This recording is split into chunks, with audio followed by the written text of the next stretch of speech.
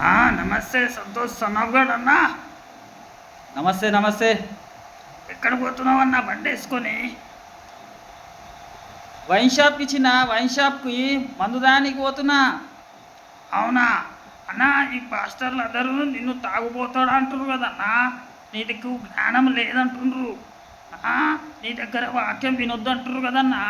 దీనికోసం మీరు కొంచెం లేఖనం ఆధారంతో చెప్తారా? సరే చెప్తా చిన్న. ఏం లేదు, వీళ్ళంతా ఒక సర్ప సంతానాలు. వీళ్ళకు ముందు నుంచి కూడా ఇదే లెక్కల మాట్లాడు అలవాటు. ఎందుకంటే అయితే చిన్న చూపిస్తా. లూకాసు వార్త 7వ అధ్యాయము 33 వచనంలో ఏముంటుందంటే, యేసుప్రభు నోటితో చెప్తుంటే కూడా యేసుప్రభే చెప్తుండు నేను తాగుతున్నా మొర్రో అంటే వీళ్ళు నమ్మరెందుకు?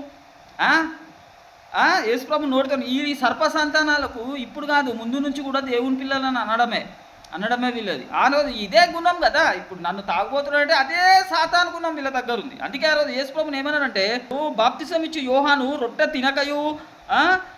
తినకయు ద్రాక్షారసము తాగకయు వచ్చాను కనుక వీడు దయ్యం పట్టిన వాడని మీరు అనుచున్నారు. ఏమంటారంట వీళ్ళు?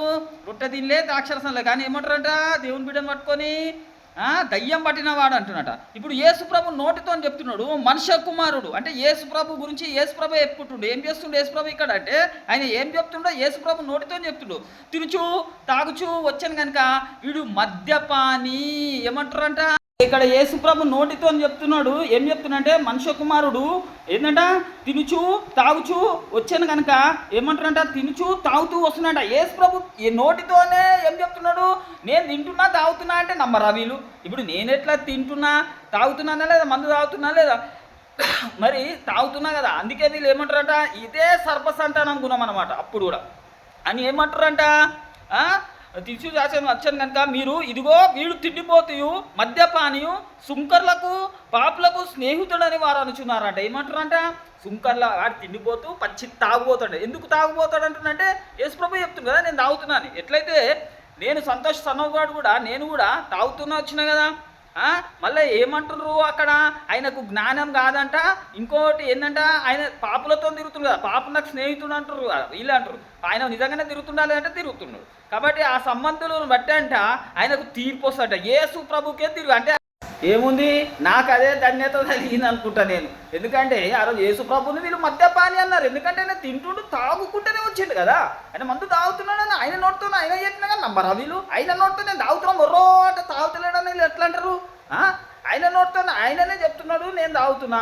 అందుకని వీళ్ళు ఇప్పుడు నా నోటితో నేను ఇప్పుడు సంతోషంగా కూడా తాగుకుంటూనే వస్తున్నా. అందుకే ఆ రోజు ఎట్లనైతే వాళ్ళు అన్నారో ఈ రోజు కూడా నన్ను అట్లనే అంటారు. ఎందుకంటే వీళ్ళ సర్పసంతానాలు అదే గుణం.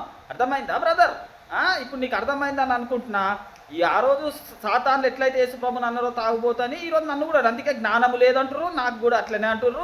మళ్ళీ నేను కూడా పాపులతో తిరుగుతా కదా. అంటే నేను కూడా అంత తాగుబోతులతో తిరుగుతా కదా. కాబట్టి తాగుబోతులతో తిరుగుతున్నాడు కాబట్టి ఈయనకు కూడా తీర్పు జరుగుతాడు. ఆ రోజు యేసుని ఎట్లన్నా నన్ను అట్లనే బ్రదర్. ఏం చెప్పినావన్నా, నిజంగా నీకున్న జ్ఞానం ఎవరికి లేదన్నా. సూపర్ లేఖనంతో చెప్పినావన్నా. నిజంగానే వీళ్ళందరూ సాతాన్లు.